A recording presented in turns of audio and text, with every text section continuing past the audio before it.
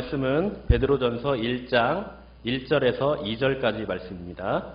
베드로전서 1장 2절까지 말씀입니다. 짧은 말씀이니까요. 함께 합독하도록 하겠습니다. 1장 1절에서 2절까지 말씀입니다. 예수 그리스도의 사도 베드로는 본도, 갈라디아, 갑바도기아, 아시아와 비두니아에 흩어진 나그네 곧 하나님 아버지의 미리 하심을 따라 성령이 거룩하게 하심으로 순종함과 예수 그리스도의 피뿌림을 얻기 위하여 택하심을 받은 자들에게 편지하노니 은혜와 평강이 너희에게 더욱 많을지어다. 아멘. 네, 우리가 방금 읽었던 이 베드로 전서는요, 서신서입니다. 서신서 다 아시죠? 편지로 된 하나님의 말씀이라는 거예요. 그래서 우리가 신약 성경을 보면 이 서신서가 굉장히 많이 있습니다. 몇 권이냐면 21권이나 됩니다. 그래서 27권 중에 21권이 서신서라는 건요, 그만큼 서신서가 많다는 거겠죠. 그리고 또 이 서신서를 또 두 개로 나눠보면요, 일반 서신이 있고요, 또 바울 서신이 있어요. 바울 서신은 바울이 썼던 그 사도 바울은 몇 권을 썼냐? 바로 이 21권 중에 무려 13권이나 썼습니다. 13권. 히브리서까지 합하면 14권. 거의 뭐 반절 이상을 사도 바울이 썼다고 할 수 있죠. 또 그 외에 예수님의 또 제자나 사도들이 쓴 일반 서신이 있습니다. 공동 서신. 사도 바울이 썼던 그 서신서는 이제 본인이 썼던 그 대상들이 특별하게 한정이 되었어요. 그래서 뭐 고린도전서 같은 경우는 고린도 교회에 이렇게 보내는 편지고요. 네, 그렇게 쭉 한정이 돼 있는데 이 공동 서신서는요, 그 수신자들이 딱 정해져 있지 않아요. 그래서 다수인 이 그리스도인들에게 보낸 편지가 바로 이 일반 서신서라고 할 수 있습니다. 그래서 이 베드로 전서도요, 일반 서신 중에 하나인데요. 우리가 서신서를 보면 그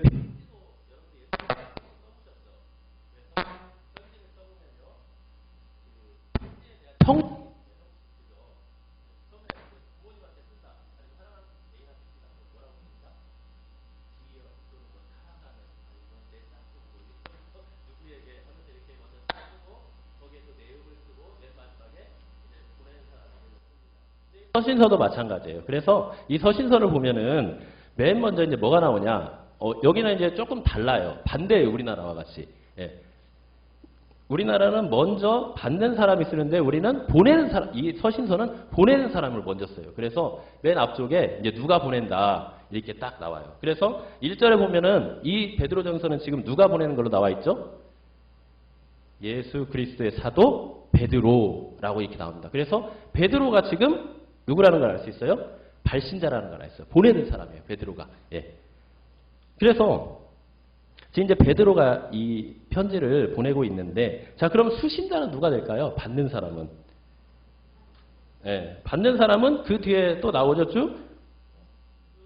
지역 이름이 있고, 거기에 1절 끝에 보면 흩어진 나그네라고 이렇게 나옵니다. 그리고 흩어진에 대한 2절에 대한 내용입니다. 네, 굉장히 짧아요. 그래서 지금 이 서신서를 보면은 베드로전서를 보면은 베드로가 편지를 보내면서 지금 1장 2절은 어떤 내용이냐면 자기가 보내는 이 지역 그리고 성도들에게 보내는 이 지역 사람들을 보내면서 그냥 문안 인사로 시작하는 것을 볼 수가 있어요.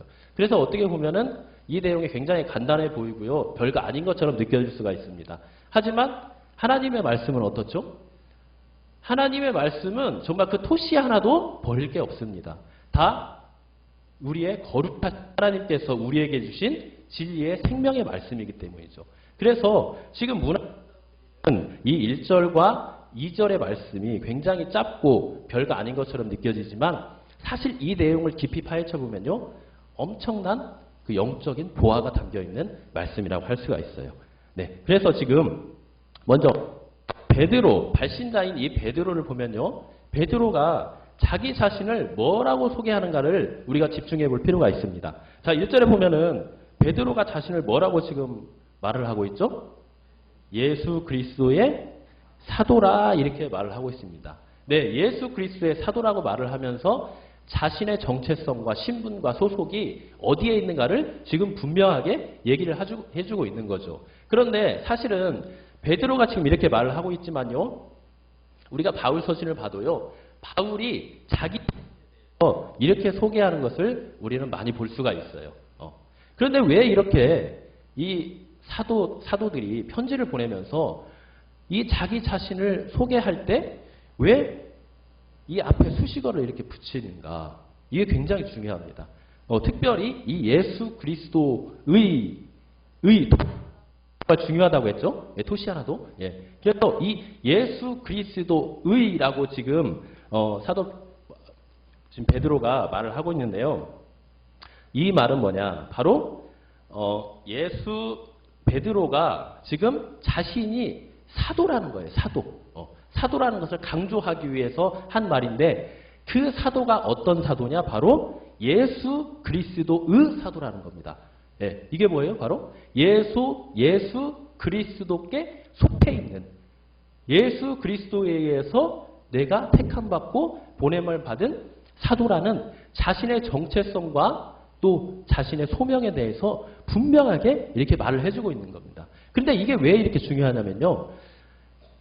지금 이 사도라는 이 직분을 하나님께서 특별하게 부르셔서 보낸 사람들이거든요. 그래서 이 사도가 왜 중요하냐? 바로 이 사도 안에는 하나님께서 그를 선택하고 보냄받았다는 하나님의 영적 권위가 있는 겁니다. 그래서 굉장히 중요한 거예요. 그래서 지금 편지를 보낼 때 이 베드로뿐만 아니라 사도 바울도 이 사도라는 말을 굉장히 많이 썼어요. 그리고 그 사도인데 어떤 사도냐가 또 중요하겠죠? 왜냐? 이때 당시에 거짓 사도가 굉장히 많았어요. 그래서 이 사도가 누구에게 속해 있느냐? 누구에게 선택을 받고 택함을 받고 보냄을 받았느냐? 이게 근데 굉장히 중요한 겁니다. 이게 잘못되면은 사실 믿을 필요가 없는 거예요. 만약 거짓 사도가 보냈다. 믿을 필요가 없는 거예요. 그리고 그에 대한 권위가 떨어지는 겁니다. 그래서 이 사도라는 이 개념, 또 이 사도를 누가 택했냐, 이 사도가 누구에게 속해 있느냐, 이거를 편지 맨 처음에 말을 해주는 게 굉장히 중요한 것입니다. 그래서 사도 바울도 이런 예수 그리스도의 종, 사도된 나 바울은 하면서 이 예수 그리스도의 종, 또 사도라는 말을 굉장히 많이 했는데요. 사실 사도 바울은 이 베드로가 말한 것보다 훨씬 길게 말을 했어요. 지금 베드로는 짧게 예수 그리스도의라는 딱 한마디만 하죠. 그죠? 근데 사도 바울은요, 이렇게 짧게 하지 않았어요. 엄청 막 두세 줄, 세네 줄 막 계속 길게 이렇게 자신의 사도권에 대해서 굉장히 강하게 어필을 하면서 갔다는 거죠. 왜 그랬냐면, 자,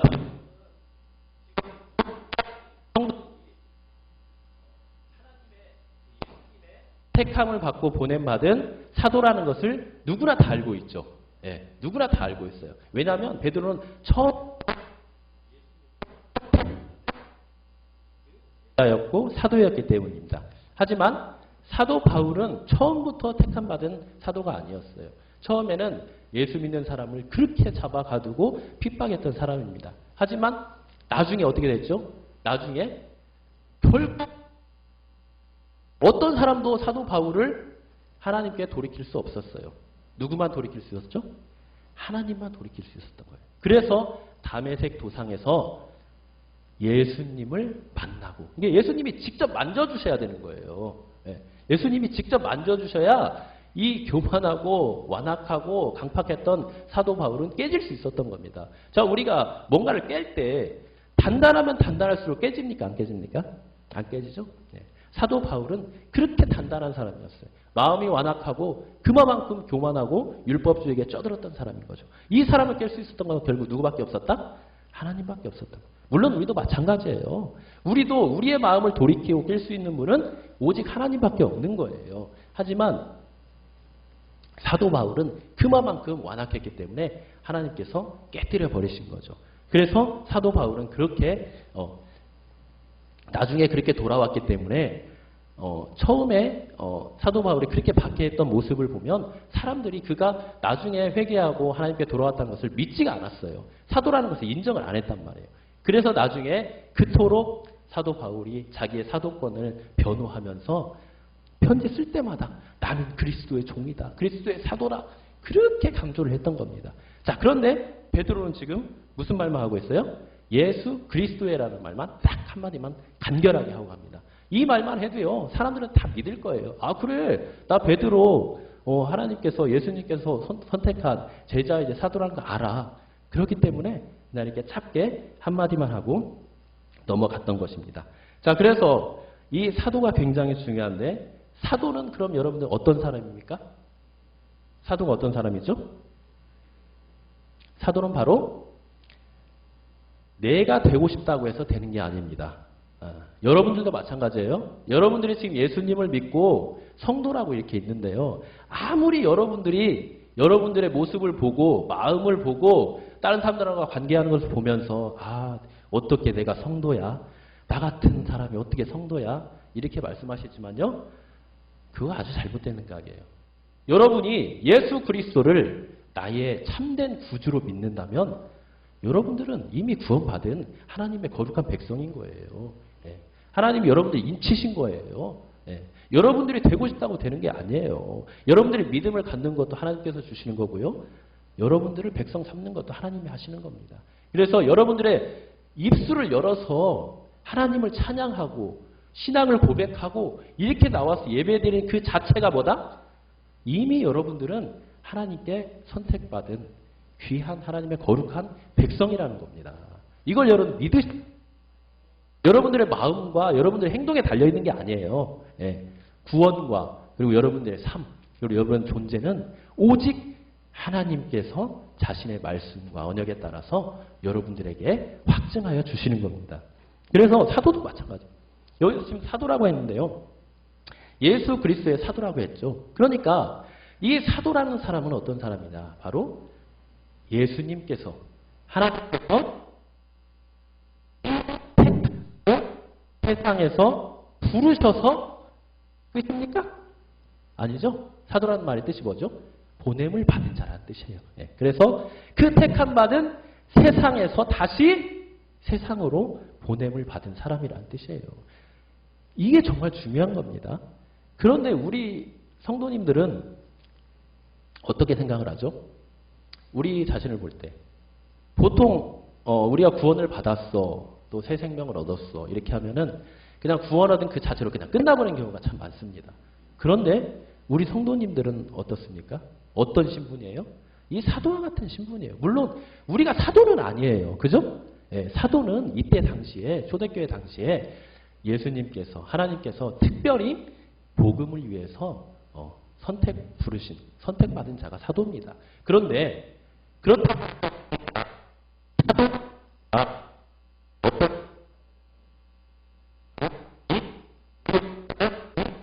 사도와 같은 존재라는 겁니다. 그러니까 우리가 구원을 얻었어요. 어디에서 구원을 얻었죠? 세상에서, 죄 가운데서 구원을 얻었어요. 그럼 여기서 끝나면 되는다는 거예요? 안 된다는 거예요? 안 된다는 거예요. 어떻게 돼요?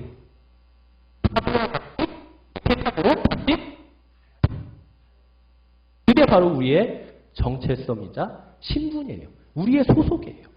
하나님은 우리를 그렇게 부르셨어요. 그냥 너 예수 믿고 구원받고 영원한 생명 얻고 거기서 끝!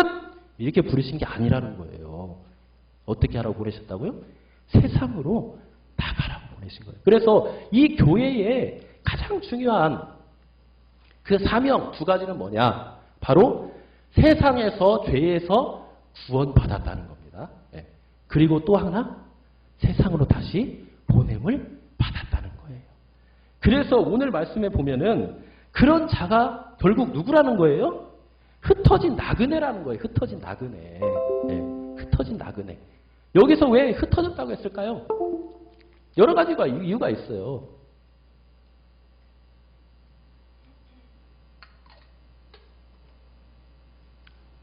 가장 기본적인 이유는요. 이 사람들이 왜 흩어졌냐. 먼저는 지금 이 흩어진 지역이 많이 나오죠. 거기 어디죠? 본도, 갈라디아, 갑바도기아, 아시아, 비두니아. 성경에 있다 보면은 사도행전에 보면은 이런 지역들이 많이 나와요. 이 지역이 어디냐? 물론 여행에 간다고 해서 갔다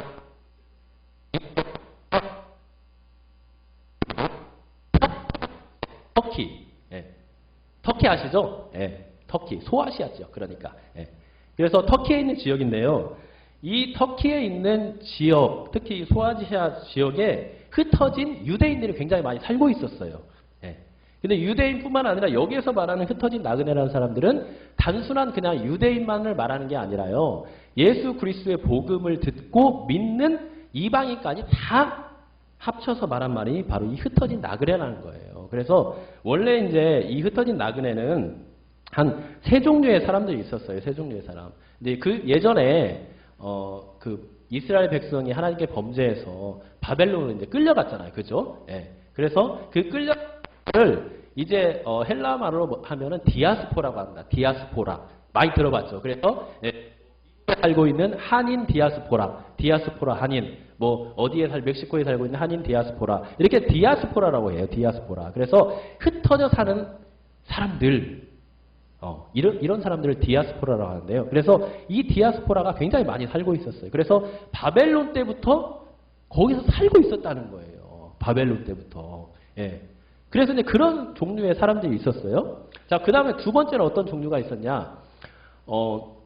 우리가 사도행전 8장이나 11장에 보면요. 이제 유대인들이 이제 하나님의 그 복음의 사역을 잘 감당하지 않았고, 이제 세계 여러 곳으로 막 흩어지게 돼요. 그런데 이때, 가장 그 핵심이 되었던 사건은 바로 어떤 사건이죠? 스데반 집사의 사건, 그죠? 예, 스데반 사건으로 인해서 이제 많은 유대인들이 예루살렘에서 이제 여러 지역으로 이제 흩어지게 됩니다. 그런데 그 흩어진 사람들이 어디로 갔냐? 어디로 갔냐면 이제 이런 곳으로 간 거예요. 예, 그래서 뭐 아프리카 쪽으로도 가고 유럽 쪽으로도 유럽 그쪽 그리스 지역으로도 가고 또 이 소아시아 지역으로도 많이 갔는데 이 지역에 특히 이제 많이 갔습니다. 그래서 여기에 갔던 사람들이 뭘 했겠어요? 뭐 하는 사람들, 이 사람들이? 복음을 믿고 예수님의 제자 된 사람들이잖아요. 그죠? 그래서 이 사람들이 가서 뭘 했냐? 바로 복음을 전한 거예요. 복음을 전했어요. 그래서 복음을 전하자 거기에 있는 토착민들과 또 원래 그냥 유대 그 종교만 믿고 있던 사람들, 또 이방인들이 많이 믿고 이렇게 돌아오게 됐습니다. 예. 그래서 여기에 이제 이 사람들이 다 같이 이제 살게 된 거죠. 그죠? 그래서 흩어진 사람들, 흩어진 나그네라는 뜻인데요. 흩어지기만 한 사람이 아니라